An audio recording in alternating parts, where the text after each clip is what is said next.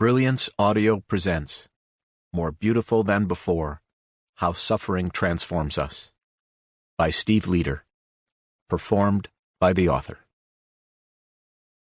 There was a famous miracle worker named Yochanan, but when this great man with healing power became ill, he could not heal himself.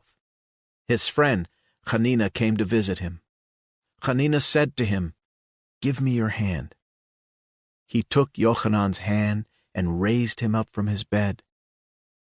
Why couldn't Yochanan raise himself, the old story asks. Because, it answers, the prisoner cannot free himself from prison. Every one of us, sooner or later, feels pain, somewhere deep inside our body or our heart. That person sitting next to you is in pain. That stranger on the subway is in pain. That person who cut you off, who cut you down, who cut you out is in pain. The people you love are in pain. You are in pain. To love is to grieve. To live is to hurt.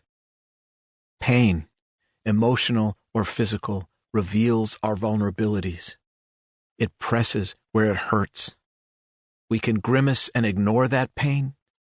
We can blunt it with pills, booze, sex, shopping, eating, vaping, or weed. But no one in pain, despite what they might say at the time, does better enduring their pain alone. The better way is to listen to your pain, respect your pain, and talk about it with people who can help you understand its true source. Pain is an invitation to change the depth of conversation. Face pain's truth. Pour it out to God or to the people you love. Reach out to the people you love and who love you. Tell them, trust them. They will hold your hand and raise you from your suffering. There's an old folk tale about a grieving widower who visits the village wise man for some solace.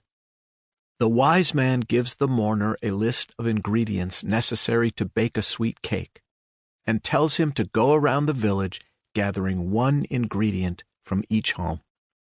The only requirement is that the ingredients must be from homes never visited by grief or sorrow.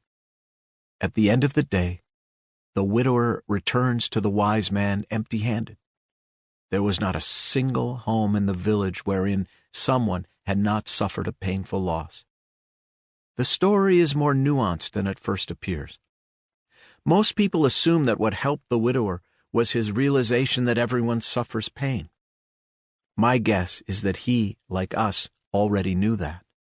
I think what made the difference was the conversations that likely took place in each home and with each neighbor. I am so sorry.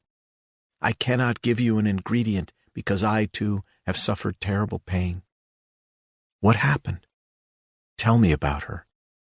Let me tell you about my loss, how much I miss him, how much I appreciate the wonderful person and gift she was to me. Tell me more about your fears and sorrow.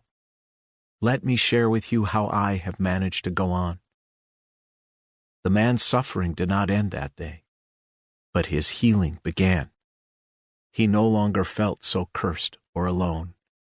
He knew everyone at some time walks through the valley of shadows where he too was now traveling. It was the ebb and flow of kindred spirits, fellow sufferers reaching out, sharing, consoling, advising, and caring, that helped pierce the widower's isolation and helped him take the first steps on the path to healing.